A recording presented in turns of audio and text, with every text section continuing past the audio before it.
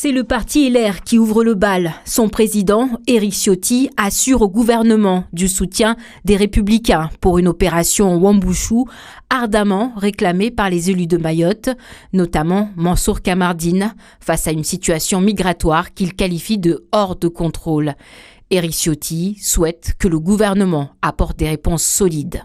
Face au courage des Mahorais, face à leur résilience, la République ne peut pas reculer. Or, cette opération, elle est à l'arrêt du fait d'une décision judiciaire aux motivations totalement ahurissantes, mais aussi devant la force qu'expriment les Comores face à la volonté de la République française. Nous vous le demandons, la République ne peut pas reculer. Le drapeau français doit continuer à flotter sur Mayotte pour dire que l'immigration illégale n'a pas sa place sur notre territoire et pour faire en sorte que demain, la métropole ne subisse pas la situation que subit Mayotte aujourd'hui.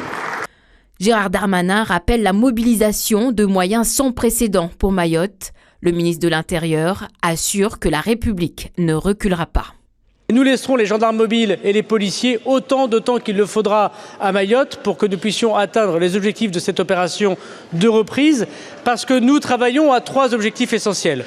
Le premier, c'est l'interpellation des bandes criminelles. Comme je l'ai dit, 1/3 d'entre elles ont déjà été interpellées cette nuit encore par les gendarmes mobiles dans les bangas.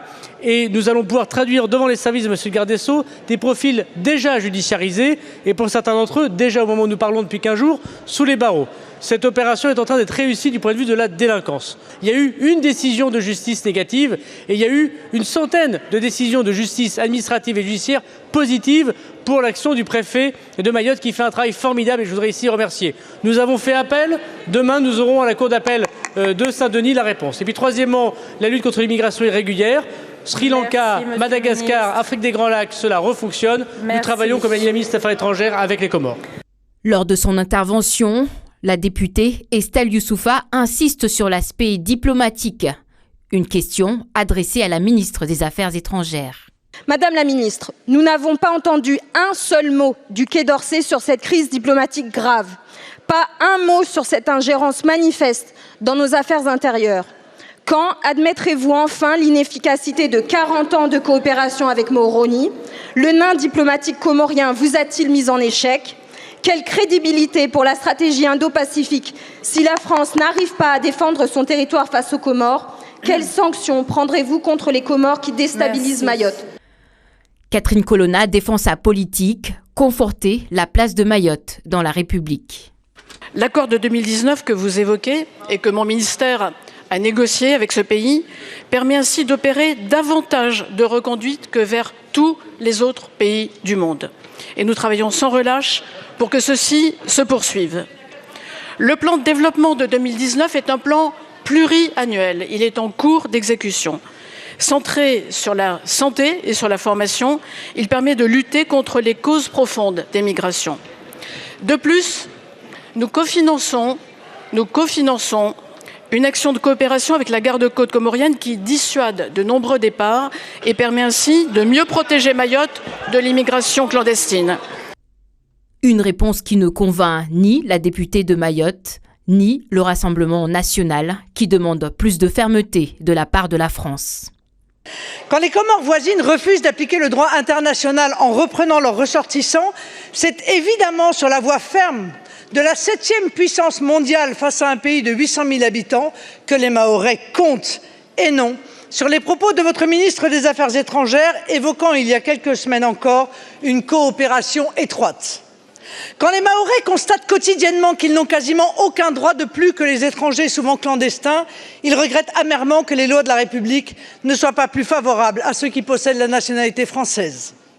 Quand les Mahorais entendent des juges expliquer qu'il faut tout faire pour empêcher de lutter contre l'immigration clandestine, ils prennent le chaos sécuritaire et le désastre économique qui en résulte pour une fatalité.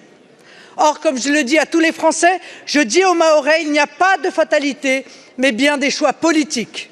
Elisabeth Borne monte au créneau pour dire que le gouvernement est aux côtés des Mahorais Et pour elle, ils l'ont bien compris. Nous luttons évidemment aux côtés des Mahorais contre l'immigration clandestine qui est un de nos combats. Mais vous savez, Madame Le Pen, vous pouvez avoir votre point de vue.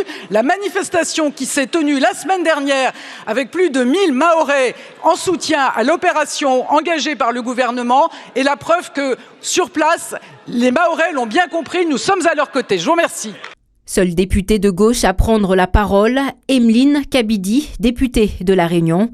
Elle dénonce une opération qui bafouerait les droits humains. La France, pays des droits de l'homme, n'est pas à la hauteur ici. Au lieu de mesures concrètes et efficaces sur le long terme, vous attisez les violences, vous bafouez les droits humains. Quelle impréparation! Le ministre de l'Intérieur a dû, une fois de plus, rappeler les problèmes posés par la non-maîtrise de la démographie à Mayotte, une forte immigration clandestine qui sape tous les efforts du développement sur le territoire.